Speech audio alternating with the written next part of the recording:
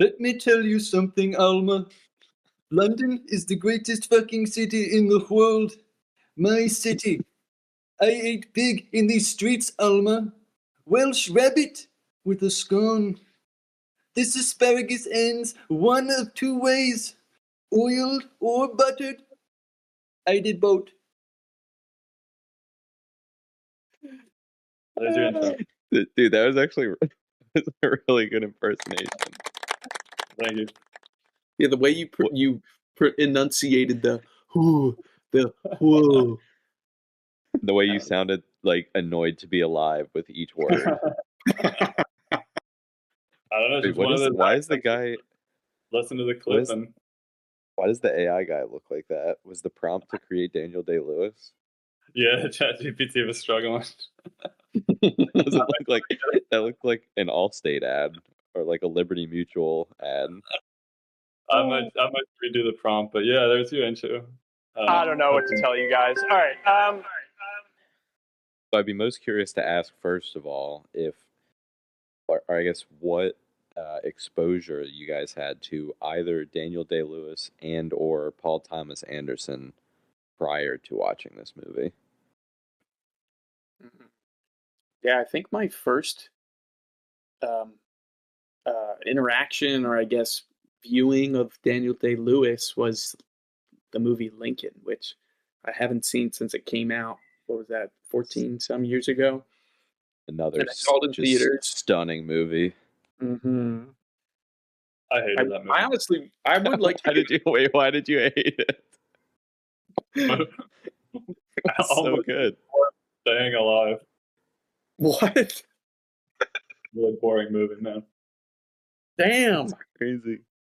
I gotta say, I agree with Nick, but I think it's because when we watched it, I was like 10 or something. I don't know. I think it was just too boring. You're like for me as a abolition's, boring and stupid.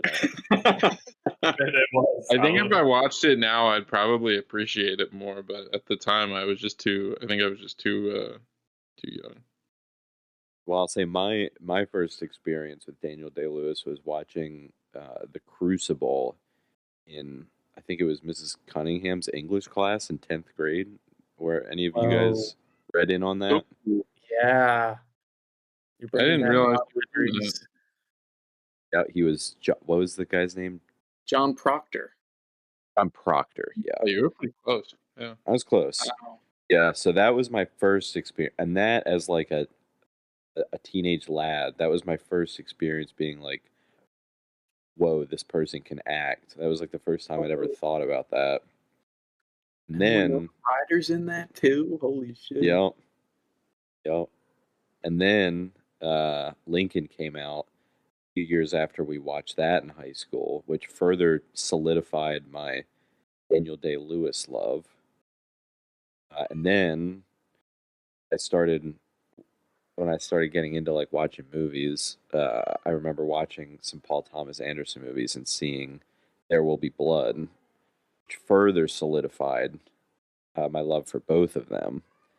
And then when I was in college, this came out, and that was probably the peak of my movie watching days, and that kind of solidified this in my mind as one of my favorites of all time. So that was kind of my journey outside of the movie itself. So I didn't know if either of y'all had, or any of y'all had any sort of similar experience with Daniel Day-Lewis or PTA.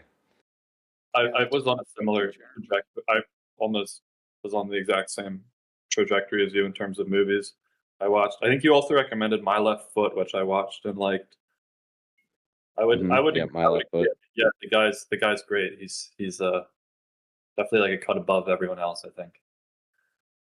Yeah. I think the next Daniel Day-Lewis role I saw was Bill the Butcher in what was that called? Why do I want to say something New York? What was it? Gangs of New York. That's it. Where he's wearing the big hat. Yes, and he's got the greasy ass hair and the glass eye. That was menacing. Yeah. I think my first Paul Thomas Anderson movie was Boogie Nights, which I loved. and still, I think it's in my like top 10 movies, Boogie Nights. And then that set me down the There Will Be Blood path and The Master, and most recently One Battle After Another, and now Mhm. Phantom Thread, which has always been a movie that I've heard is a worthy watch, but I've never committed the time to it. But I'm very glad that I did. Yeah, and the One Battle After Another, seeing that recently did kind of remind me about Phantom Thread, because before One Battle After Another, I watched several Paul Thomas Anderson movies just to get back in the mood, because I had heard One Battle After Another was going to be very good. So before that came out, I watched this. I watched There Will Be Blood. I watched Licorice Pizza, and and I rewatched The Master as well. So all great movies. I picked this one though just because this one has a special place in my heart, and I wanted to see what you guys thought about it. What about you, Taylor? Do you ever have any Daniel Day-Lewis PTA exposure? I didn't have any PTA exposure, but this is kind of interesting. I just scrolled through his resume online, and he is directed. It makes a lot of sense because one of them's in Licorice Pizza. He's directed 3 or 4 Haim music videos. That's kind of interesting. I guess it makes sense. They had to have connected at some point, but otherwise, no. This is my first Paul Thomas Anderson movie, and I was really blown away by this one. I totally understand. So are you a Haim fan? I'm a casual Haim enjoyer. For those listening who may not know, the connection there is that she's the muse in Licorice Pizza, the singer from the band. Yeah. Oh. Which, have you guys seen Licorice? Have any of you guys seen Licorice Pizza? I have not. What's it about? I have not. That'd be a good one to watch for us, because I think we'd get some very divisive opinions on that one. It's about a 16, 17-year-old smooth talking swindler actor kid in Los Angeles who falls in love with it's like probably 28 or 30-year-old girl in LA. So it's like, illegal. It's like a 13, 14-year age gap, and then he's in high school, and the movie's about their romance, for lack of a better word, which produced a lot of divisive opinions, to We say should the discuss least. Lolita on the podcast. Discuss what? Lolita. I mean, it's like kind of a similar vibe, but I'd be down. I digress. Does anybody want to give overall thoughts? I'm like eating oatmeal, so everyone else can give their overall thoughts. How dare you? Fuck you. Eating slop. Gruel, or the stuff from Battlefield Earth. Yeah, whatever that was. Some Get out paste. of Johnny Goodboy's hand. Yeah. Overall thoughts on Phantom Thread. I don't know where to begin, because I really don't know where to begin. And I do want to make this point about the movie, is that I think one of the reasons I never watched this movie was because I wasn't drawn into the premise.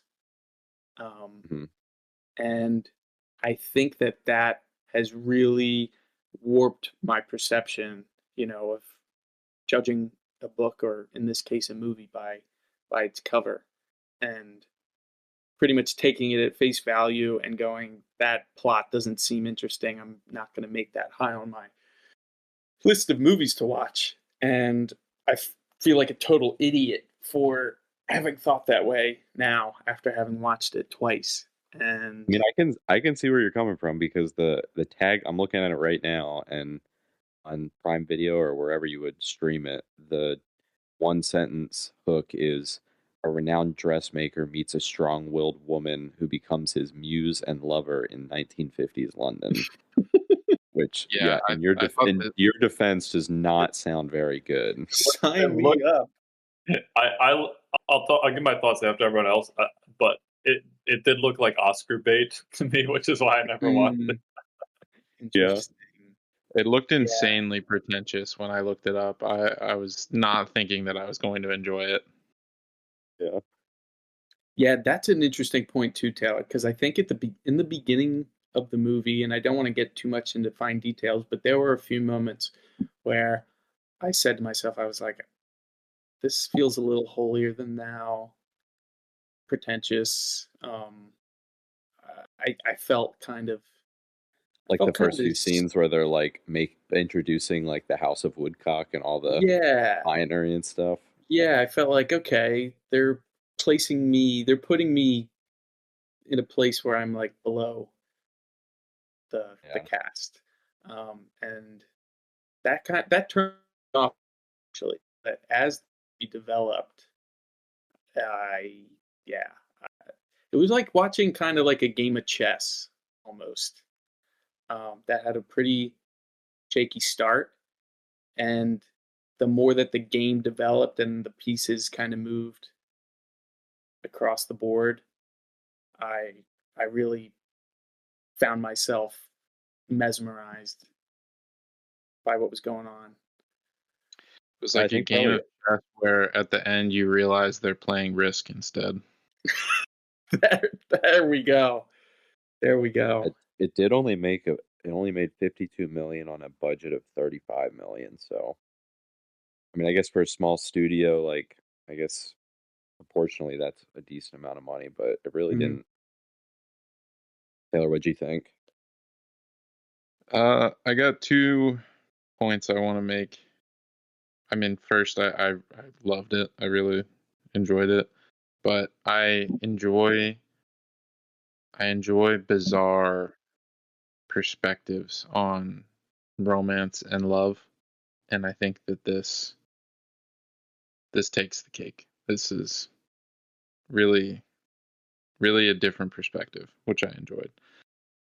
But the other point I wanted to make was I think this was the most sexual and romantic movie I've seen that doesn't actually contain a sex scene or any real attempt at like a traditional romance. Mm. Yeah, that's true. It's all behind closed doors. Yeah. Yeah. Yeah, I tried to make a note of that every time in my notes when I was watching. Whenever, it was building up to a scene that traditionally would develop into some sort of love scene. And never anytime got it. there's some romance building, Woodcock has like a gamer moment. But to that point too, there's so much tension in the soundtrack and the movie, and I feel like a recurring theme is this like built tension that just then gets like unraveled in a way, like the way that you do not expect it to be unraveled. And not that that's like, I don't think they're trying to be subversive. I think by the end you just realize that the those are the characters, but tremendous use of tension, I think. Mm-hmm. And on your point about the music, I think this is the guy who did the score is Johnny Greenwood Johnny Goodboy. and Johnny Goodboy. I think he's done a couple movies with Paul Thomas Anderson, but I think I know him best from Radiohead because that was a band that I listened to nonstop in my teenage years. Which I love that he's a multifaceted musician. I just really appreciated that. I didn't know that he did like scores. Yeah. Kind of. Yeah, I think he did One Battle After Another. He did There Will Be Blood, where I think Travis can attest to the fact that music and often the lack thereof is defining in that movie. All right, Nick, you're up. It sucked. Put the gruel down. Yeah, I thought you'd have a contrary opinion. No, I'm just kidding. I'm just kidding. I loved it. I thought it was great. Oh, nice. Oh, Yeah, good. yeah. Okay. I've just been working on my what was his name, Reynolds? Reynolds. I've just been working on my accent of him for the past few days, so it's fun in that respect. I really like immersive slow burns. I only saw, I think the only other movie I saw from, what's his name, Paul Thomas Anderson. Yeah. I think the only other movie I saw from him was There Will Be Blood, which I enjoyed too, and I felt like about a third of the way through the movie, I actually started to get a sense of the director's style, which I feel like is pretty good, because some movies you can't really get a sense unless you've watched all of them, but he really does command your attention in the scenes. And I don't know, things would come up on the screen and I was just like, whoa, like some of the scenes where she's trying on the dresses, it just like the movie absolutely just sucks you in, does not let you go till the end. Like others said, I really enjoyed the music, the piano and the violin are great. Like the piano is, I guess, sort of the more peaceful or calm part, but then there's a lot of violin that represents the tension. That was good. I don't know. It was good. Yeah, there really isn't like a wasted moment, which I think is rare, especially these days. There's so many things have so much fluff, but there really just is not a single wasted moment. Like you said, Every it's like every cool to look at too. It didn't feel like they ever just. I don't know how you can structure discussion. I just want to say I think one of my favorite scenes is the one where he sees the vision of his mother in the bedroom. I love that scene. That was crazy. It was so powerful with so little. A really impressive movie. Well, I know someone has 7 pages of notes. Maybe we can go into any interesting or points of contention or things that seem interesting to get into. Indubitably. We could talk about his mother. I think it might be a good place to start. So his mommy issues.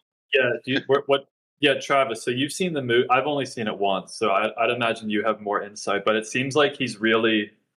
Do you think it's all like Freudian, and he wants to? I don't know. He has mommy issues or wants to be a baby.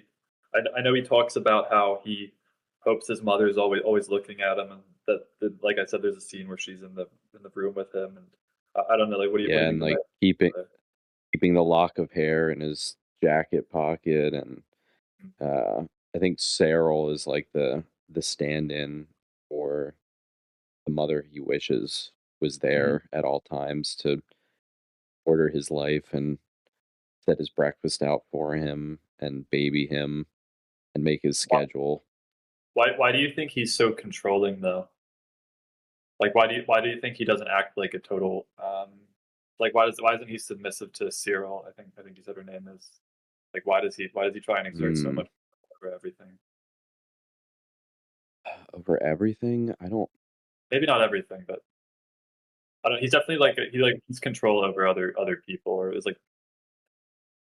It's almost like Cyril's getting something out of it too. I think Cyril's the only one that he doesn't really try to control, but maybe it's because she just accepts his quirks as they are. I don't know. Like she doesn't try to thrash against the way he is like arranged their life. She's just a willing participant. Yeah, there was one scene where I'm trying to find what he said. Where I guess Alma was trying on a dress and she was commenting about the pattern, and Cyril had mentioned that a lot of their clients love the pattern that was on the dress, and Reynolds backs her up, and he pretty much just says that Cyril's right, and she's not right because our clients like it. She's right just because she's right. So he definitely has like some augmented view of Cyril as kind of like a protector, but I didn't really pick up too much on like a mother or like a matronly aspect to Cyril's character. And yeah, there was another scene where I think they were at breakfast and discussing what they should do about Alma, and Cyril pretty much puts Reynolds in his place. She's like, if you pick a fight with me, you'll end up on the fucking floor. You won't survive a fight with me. Does it ever say if she's his older sister? I don't know if it explicitly says it, but I kind of get that vibe. Just say my old so and so. Maybe she's like the second best thing to a mother. It's almost like she's like the homemaker. Just like speaks to his inability to like settle on a wife. He's like just going through all these wannabe models, and she doesn't have a husband either, right? It doesn't seem like it. I don't think it's ever addressed. House or something. Yeah, it's like they're both stuck in some sort of like unhealthy rut where they're just enabling each other's weird behavior. He says that. I want to get your thoughts on a few. I think I wrote a few things with a question mark down. He says marriage would make him deceitful. What does that mean? I think it's because his job just naturally he's around like half-dressed women all day. Mm-hmm. And I think he's kind of just saying he's like naturally lusty, I guess. I think it's also just an excuse to not have to get into the messy situations that arise when you have somebody that you're trying to live with and carry on a relationship with long term, where like you can't be like he wouldn't be able to be Reynolds in the way that he likes being Reynolds and just like shitting on everybody and controlling everything and having everything exactly his way because there's compromise and things like that. Yeah, it makes sense. Do you guys think he was like what did you think of his character overall? Like good guy, bad guy, beyond definition, anti-hero? God, I can't. Is he really? I feel like name on him. Kind of exists beyond the like hero. I feel like he's just like a person. Like everybody has some good and some bad, you know.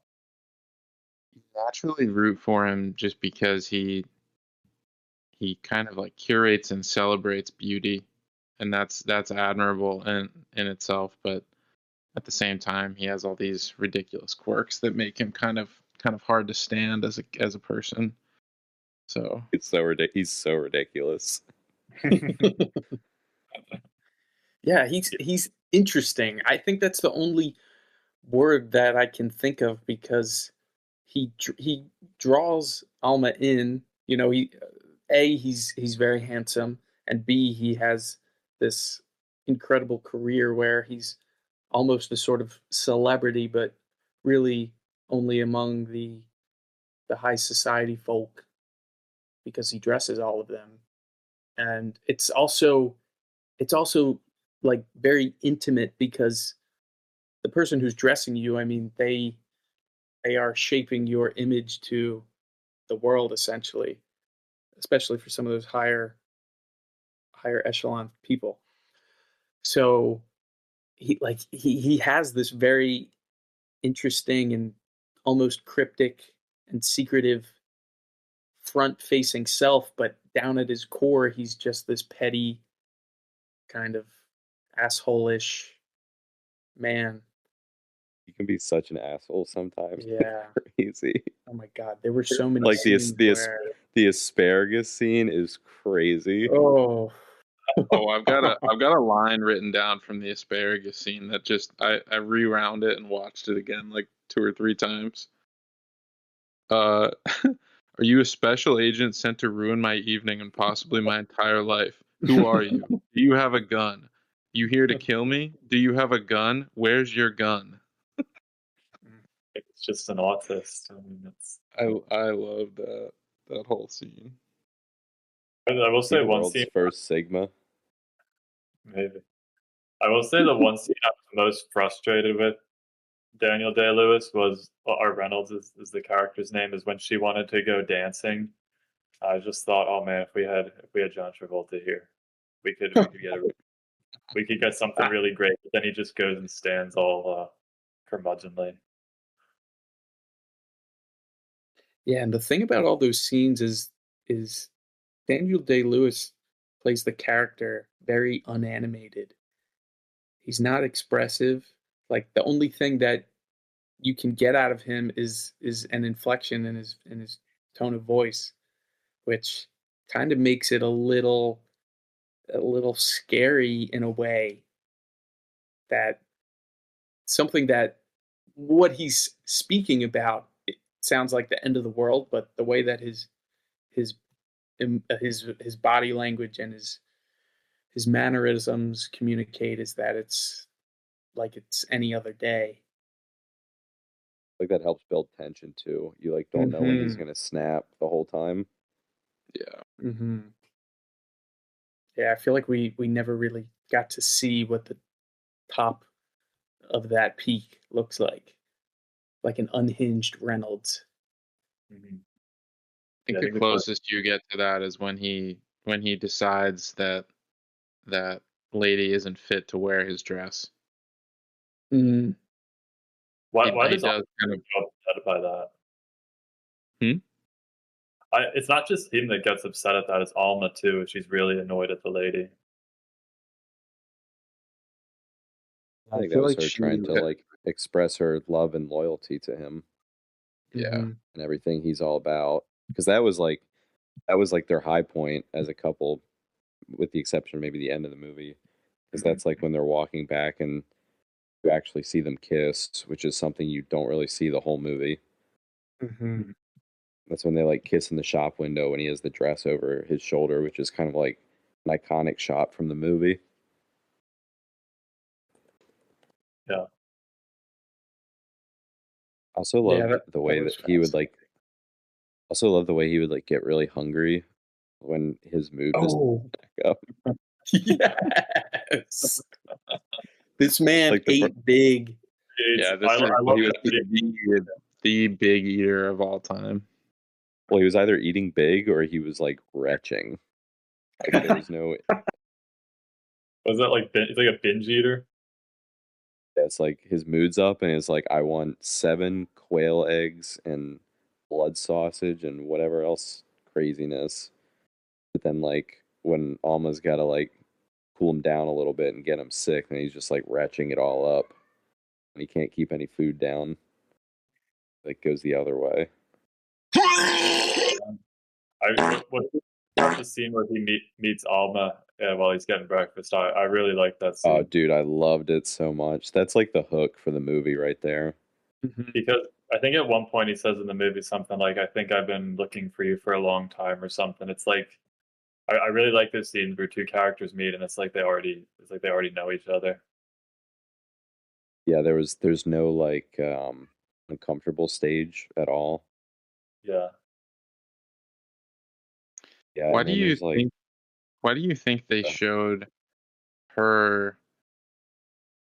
Because I think the sequence was like she tripped on one of the tables in the dining room, and then it caught his eye, and he was immediately captivated. Like, do you think that there was something to like he liked the imperfection or like the clumsiness? Like, what do you guys make of that? like the vulnerability maybe. True. Yeah, I couldn't figure out why. I was trying to find any link that I could that connected Alma to his mother, and I couldn't really I couldn't find a clear thread, for lack of a better word, that tied Alma to his mother. Yeah. That's a tricky one. Does she look? Does her? I can't remember if her body type looks similar to the mother, but that's all I could think of. I don't Sarah know, at one though. point says that she has like the perfect modeling figure.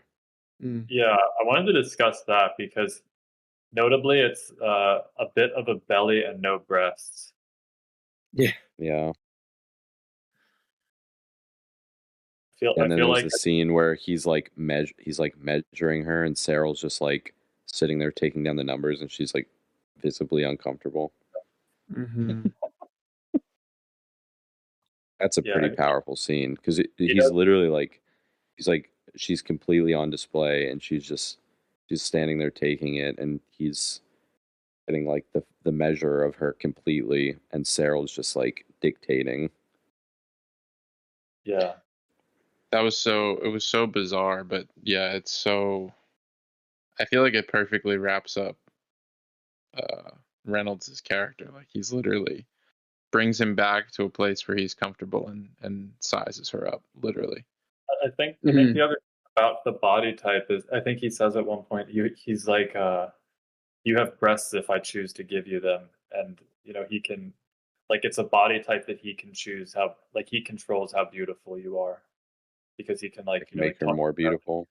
yeah, or like increase your breasts or whatever. Yeah, that was a crazy scene.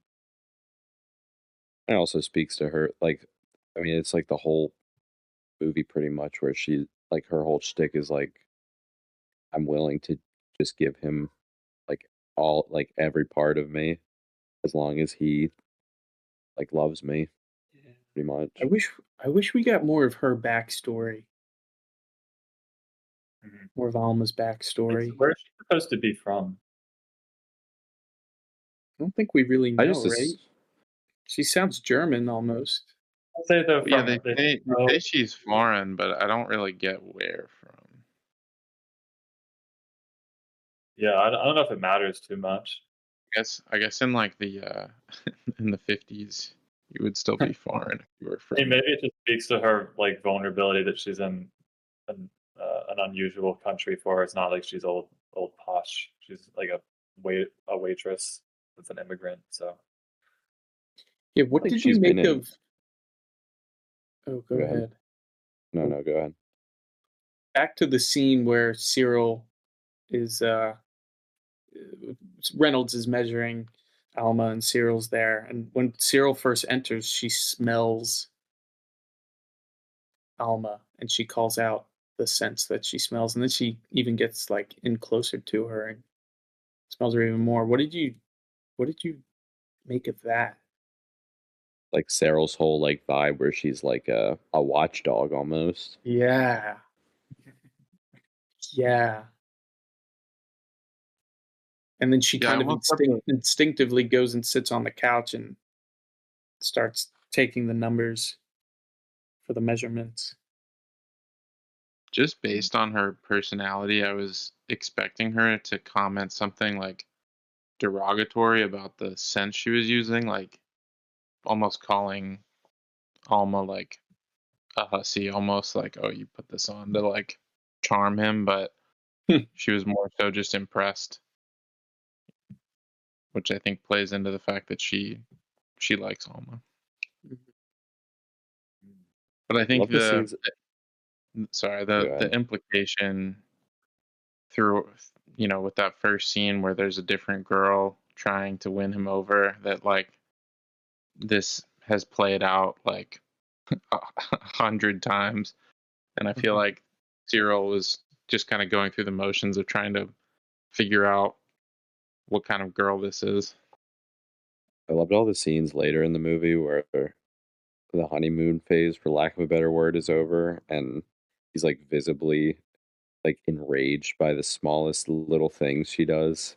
Like if she's chewing too loud or movement. scraping too long or too loudly. Yeah. You just like you just tell on his face that he's enraged.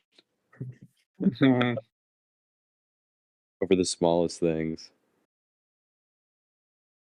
I really liked. I think this was right before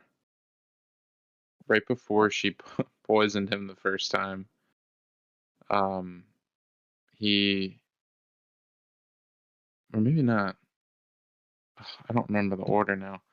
When he bursts into Cyril's office and he's like, I can't think straight, I can't work, I can't do anything because all I can think about is her and her like distractions. Was that Yeah. before? Was that before the first time It was he got before the poisoned? second poisoning. Oh, I wasn't sure.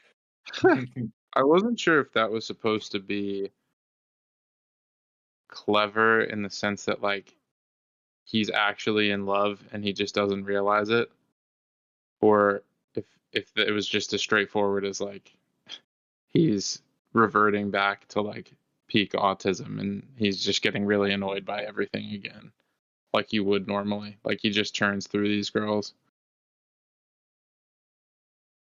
You definitely do get the sense in the beginning that he is churning through them. Yeah. And one of the first scenes is him like kicking one to the curb, pretty much. All right, do you guys think the poisoning dynamic is healthy or not healthy? Well, I have a lot to say on it. I think maybe others can go first. I have like a follow up question. Well, no, my follow up now is like, is the spell broken at the end? Like, can it go on? Like, like now that you know the trick. As for if it's healthy or not, I'd say that kind of both.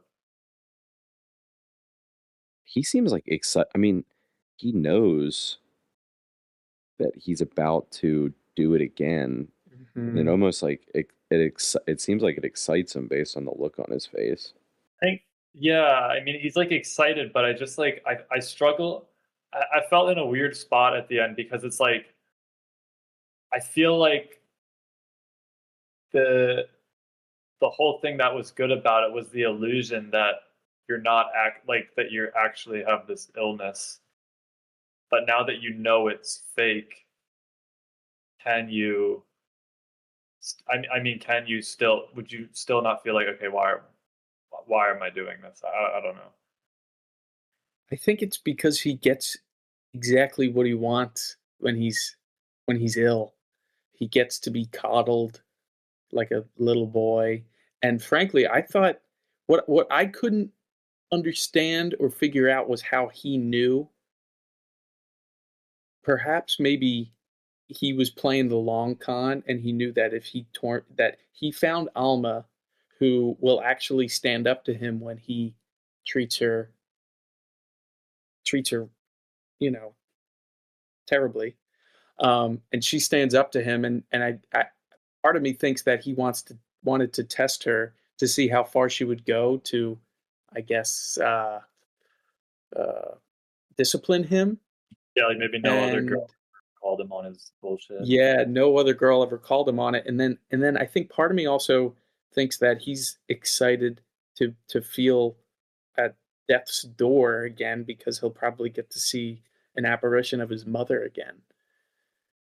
Yes. Oh, If he even remembers that from the first time he was poisoned. I'm watching Well, the yeah, Alma poison. I'm watching the Alma Poisons Reynolds dinner on YouTube, and the first comment is, "It's almost like this relationship is so toxic, it's folded in on itself and becomes strangely healthy." Yeah, I mean, it seems like they I think have it's a good way of dynamic putting that it. works. Yeah. Sorry, what I were you feel gonna like- say, Taylor? I was just gonna say what Dante and Nick were getting at. The Alma was probably the only girl that has put up with his bullshit since his mother. So there's that. The only girls that have ever called him on his ridiculousness, his mother and Alma. Yeah. Like I want to say, I think on the surface you could say it's unhealthy, but I almost want to say like, what else are you gonna do with this guy? You know, he's just Well, too. and she likes it too. Yeah. And I really liked her one dialogue at the end where she's like, "Oh, well, if I kill him, he'll just be waiting for me in some celestial realm." It was, Mm. I really Yeah. Oh yeah, that was crazy. I was reading some of Empedocles, the old Greek philosopher, recently, and he says something along the lines of that man deep down yearns for strife because he knows it's the only thing that can send him back to the heavens. I kind of thought about that a bit in this movie Hmm. because Daniel's certainly not enjoying his life at all. So To your question on like if it can continue, I mean the movie ends with Alma like you said, like explaining pretty self assuredly that this whole system that they've got going is great, and she's got a lock on him. So she at least seems to think it's going to keep going. It does seem like that's going to continue. It's going to continue, but would you not say there's a different dynamic in that if he knows, it's like watching a magic trick but knowing how it's done. Yeah. Hmm. Yeah, I see what you're saying. Yeah. I don't know. I think Reynolds seems like a little too excited for it. But if he knows about it, then he's even exerting control over his own submission. You know. Yeah, but I think when he's That- in that's that crazy. That's a crazy point. He's Yeah. exerting control over his own submission. He could be like, wild. "All right, Alma, tonight we're gonna do it." She's like, "Oh, I don't want to." I could see. Well, I could see her come up with I something think else. that the cycle's going to go like that. I don't think Reynolds is necessarily going to say, "I want you to poison me again tonight." I think he's going to go back to his same old ways and push Alma even further so that, she Mhm. poisons him again. And it's kind of like a reset almost. That's the way I interpreted it. Same. I just feel like he Yeah. still has control in it now because, as a counterpoint, he could just not eat Alma's food. So True, but I think he's excited to. I think I just feel like he was excited to eat it. a dominatrix thing now. Yeah. I don't know if he's happy for it. Then it's Maybe the stakes just keep getting raised. Like maybe he starts like beating her, and maybe she like stabs him and nurses his wound or something. I don't know. That sounds less healthy. Slightly. What the heck? I'm looking at a deleted scene on YouTube where Alma is like teaching a little kid how to walk, and Reynolds is sitting in the living room watching them. Whoa. What's the context of this? Is it their kid? I don't know. Yeah, it could have doesn't been say. at the very end. Because there is a moment at the very end when she says that she can see into their future, and there is a scene when Alma's pushing a baby carriage or stroller. So I guess that could have been an extension of that scene. Apparently, the Yeah. runtime was originally 4 hours, and they cut. like, half of Whoa! it. Oh my god, Holy I could- shit! I could see that. I could honestly see that. that's crazy. What did you? I felt like the only part of the movie, I like slow burn, so I didn't mind, but I felt like it may have dragged a bit after they got married, and I didn't really understand the significance of all the New Year's scenes and they're like going to parties. I don't know if anyone had any thoughts on that. Maybe I'm not appreciating, like, why was New Year's such a big thing? I think it was just them I- trying to navigate like married life and Mhm. just like the different, because obviously one of the differences is how much older he is than her, and I think that just spoke to her like wanting something different out of life that he like is never going to be able to really give. Mhm. But I also like we were saying earlier. He's kind of he's at a tier of fame that like he's famous among the famous, right? Mhm. Because he's this royal dressmaker. And I think it's important to see him go to this place where he's a nobody and see him be Mhm. this, just see him for what he is just kind of like a scornful old man. I think that's important to his like character's development. Mhm. Like Yeah, chasing we- after Alma into the party. Speaking of that, and I don't necessarily want to diverge from New Year's, but we definitely have to talk about Barbara Rose in that vein. Who's that? She was the kind of like the elderly heiress who was getting Oh. married to the young Dominican man, I and she I was mean, just a total mess. Grace. thought she was cool as like almost like a part of a period piece where it's speaking to like the aristocracy kind of fading away through nonsense like this, where there's obvious gold diggers coming in like wolves. Mm-hmm. Yeah. This is what, like 1950s London, which is like the British colonies are breaking up, the aristocracy is starting to fade, which I feel like really helped root this movie kind of in its time, which was pretty cool. Mm-hmm. That's a good point. Because otherwise, you don't really get any like politics or not much historical context. Yeah. This is kind of like one of the pieces of historical context to like ground it in the 50s. Yeah. He does definitely express his disgust with that marriage. Yes. I mean, that woman's just a mess, and he wants to avoid going to the wedding at all costs. And yeah, I just love the scene when he's fitting her for the dress, and she's trying to pull that veil back down over her head, or whatever it is, the collar or something. And she's like, "Oh, I'm still so ugly." Even like She was, Reynolds and she can was try. kind of Oh, beastly looking. she was Stockard Channing Rizzo to a T on the Grizzly scale, but Uh, I thought it was interesting that Reynolds you can tell doesn't like her. Probably on a couple different reasons. One, because he knows he needs her and her money. And two, because she isn't this glamorous person. She's just some rich, crazy old woman that he can't, no matter how hard he tries with his dresses, he can't really make her look perfect or make her look beautiful. That was my read on the frustration. It was kind of like the one square he can't circle. Like he can't make it work, and that drives him insane. And also, she acts like a moron. Yeah. One point I wanted to bring up was at one point Alma finds an inscription in one, or embroidery might be the term, in one of the dresses. I think it's never cursed. He also writes Alma in some of Alma's dresses, and I think she rips it out. Actually, what did we think of that? Is he enchanting these dresses or trying to cast spells on them? Like, what's going on there?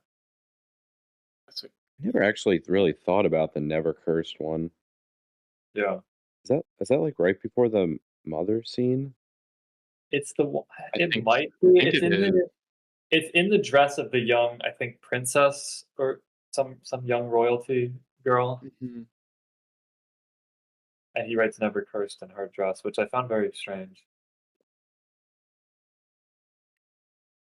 Yeah, I don't know what I to don't know make. what to make of the never cursed thing, actually. And what's Now more, that we- Alma rips it out.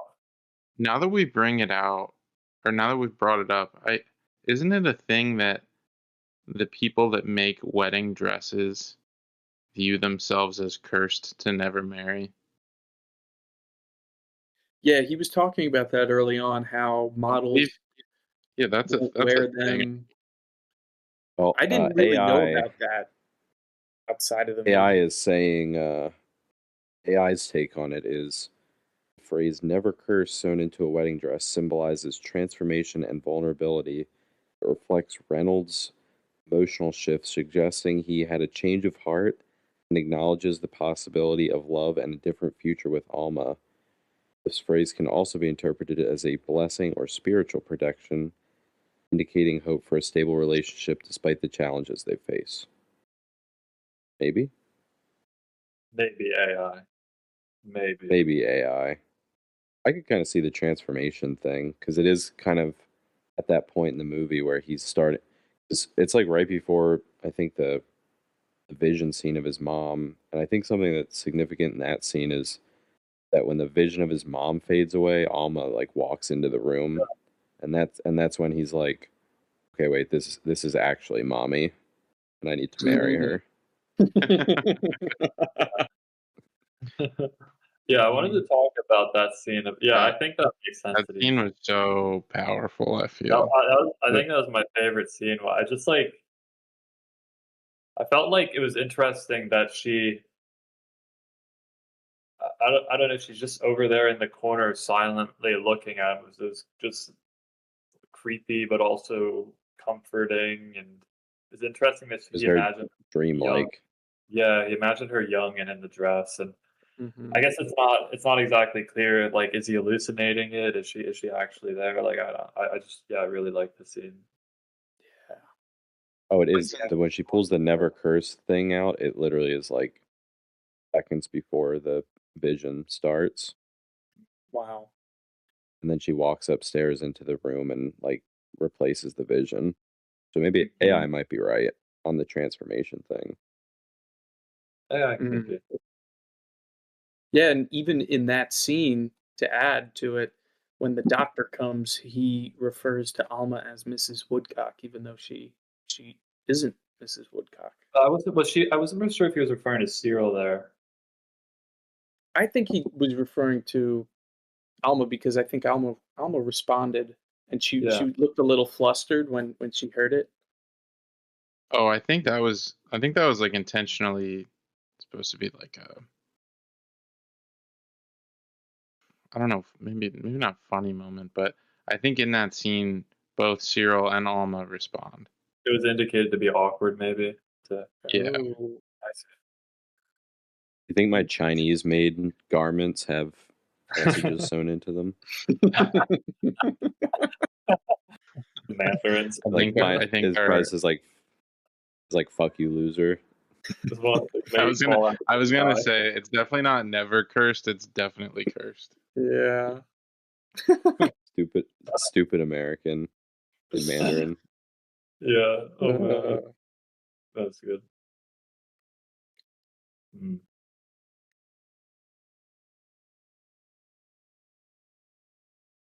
Yeah, are there any other? I know you're saying your bedtime soon, Travis. So I don't know if there's any like last. Yeah, it is.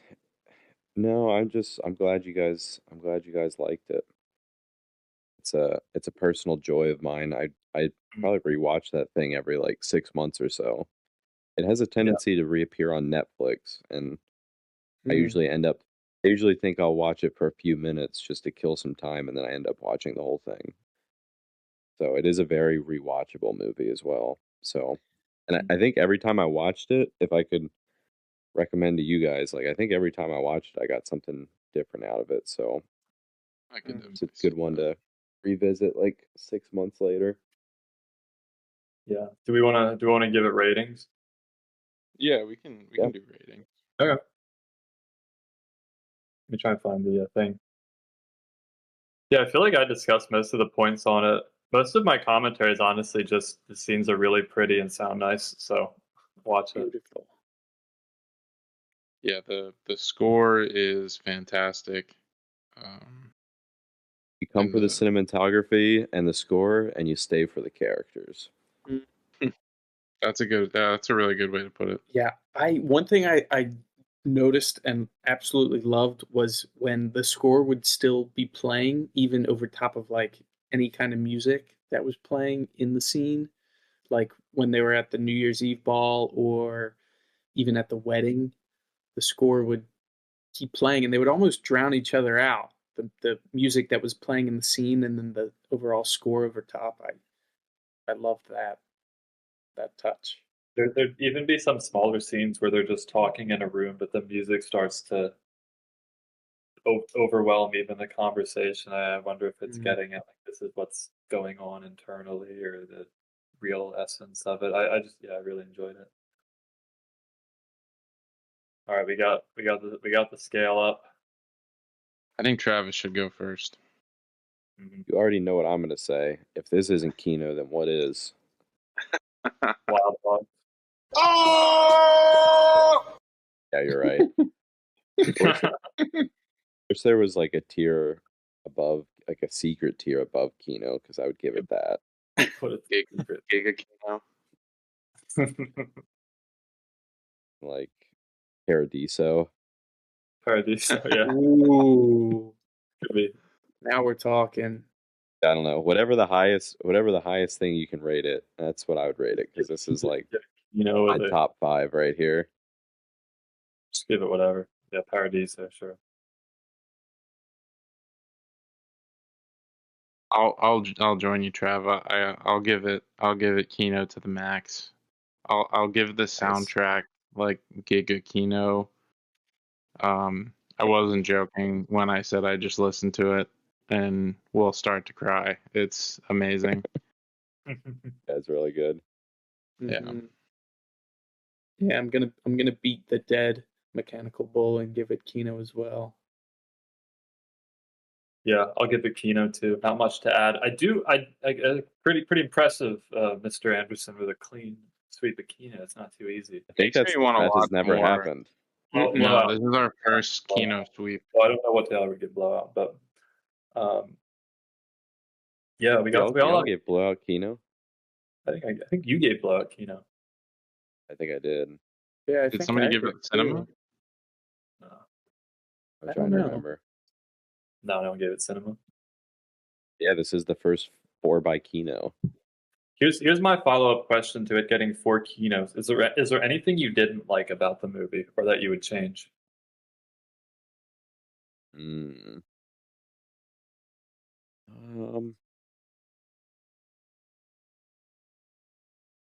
I honestly, I don't think I could think of anything. I could think maybe if I were to rewatch it, but I don't know. Nothing comes to mind.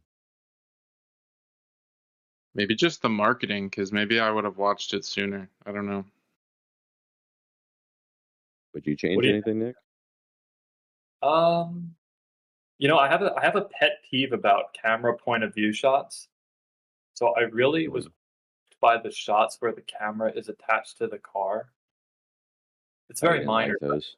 I don't like them because I don't like thinking about the camera. I don't like any shots in movies that make me think that there's a camera. And whenever the camera's attached to something and moving, like I think I watched one show where they had a camera mounted on a guy's shield and there was a fight scene. It's like it just takes me out. So I didn't like that. That's very minor. Yeah, but overall, probably really not much. I thought it was really well packaged. I want to ask though before we close out, what do you think the title? Like, what's the significance of the title, Phantom Thread? What does that mean? Should they have made a more provocative title to get people to watch it? I don't. Phantom Thread Kinda feel does like the kind of sound Phantom- boring. It I feel sounds like like the Oscar. Phantom Thread is his mother. I Yeah. feel like that.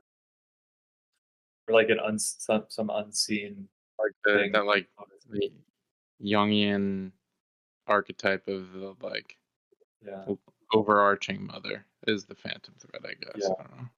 I guess you could say her Right. influence over him is a Phantom Thread too.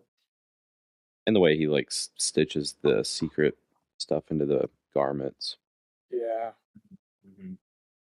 Yeah, or like her hair. Specifically, I mean, if there were to be one like quintessential or most important moment of the movie, it probably is when she uncovers the never cursed secret message, which kind of sounds Phantom Thready, like that Mm, message in particular. Why did she get out? I think that's what I was getting at earlier. Why did she rip it out? Maybe so because she rips it out, and then the next we see her, she's coming up to visit him. So maybe it's a way for her to like peek into his world and have some sort of hope that he's ready to become vulnerable and change a little bit. Mhm. So like that's why it's important that she sees it. But isn't it a good thing that he does that he? But like I Yeah. feel like she thinks it's a bad thing, which is why she takes it out. Like she doesn't Maybe- like him sewing these little messages in. Yeah, I Maybe kind of it- saw it as a form of control over Reynolds. That she's kind of sabotaging it. Isn't the right She's word, very but sneaky in how she exerts control. She poisons him and takes his little messages out. hmm Do you think she's a witch? Ooh, perhaps. Just She does potions. embody a lot of witch-like qualities.